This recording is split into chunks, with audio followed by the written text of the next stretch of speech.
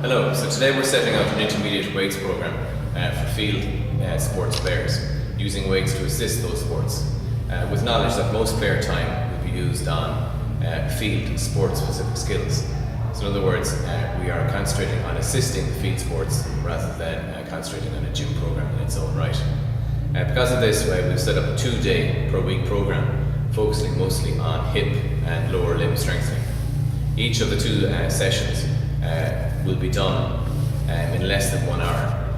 There are 3 stages to the program: hypertrophy, max strength and explosivity. And we will cover today the hypertrophy stage. Hypertrophy essentially is building muscle size. We will do this over an 8-week period, and to ensure that speed and power are not affected, we will introduce a plyometric exercise after each set of each exercise.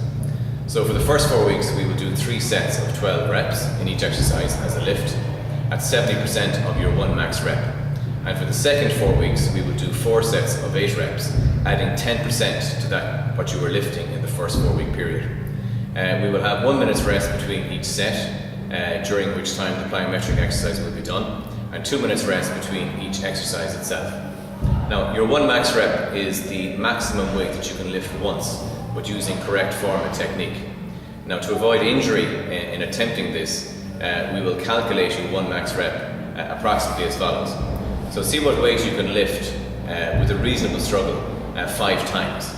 And once, have a spotter with you to ensure safety in this regard. So once you can lift that weight at a reasonable struggle 5 times, multiply that weight by 1.2. So to take an example, if you can bench press 50 kgs 5 times at a struggle, multiplying that by 1.2 is 60 kgs. Now our operative weight for the hypertrophy program is 70%, so then we take 70% of 60 kgs, and that's 42 kgs. And that's your working weight for this part of the program. Now the tempo or speed of the lift is also important, and we will lift at a speed ratio of 3 to 1 to 2. Now, in ordinary language, this means that if you take the example of a chest press, we take 3 seconds in the eccentric or downward stage. So if we're on the bench, 3 seconds coming down, 3, 2, 1. 1 second mid-range, which is when it's lying on your chest, so 1 second pause, and 2 seconds coming back up in the concentric stage. So that's what we mean when we say 3, 2, 1. So that's the speed that we want to be doing our weights at. So remember that, speed of 3, 2, 1. So for day 1, which is the first day of our session, we will do 3 exercises. First will be a Romanian deadlift. So again, we'll be doing 3 sets of 12 reps at 70%, and we will be operating at that speed of 3 is to 1 is to 2. The second will be the chest press, and the third will be the back lunge. And again, 3 sets, 12 reps, 70%, speed of 3, 1, 2. After each set of Romanian deadlifts, we're going to do a plyometric exercise. In that case, it will be a broad jump. We'll explain that later. The broad jump will be done on 2 feet, then twice, then on 1 foot twice, and then on the other foot twice.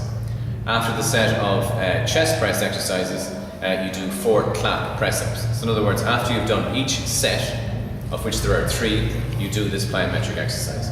After each set of the back lunges, we'll do a counter movement jump, and again 2 off both legs, 2 off the left leg, and 2 off the right leg.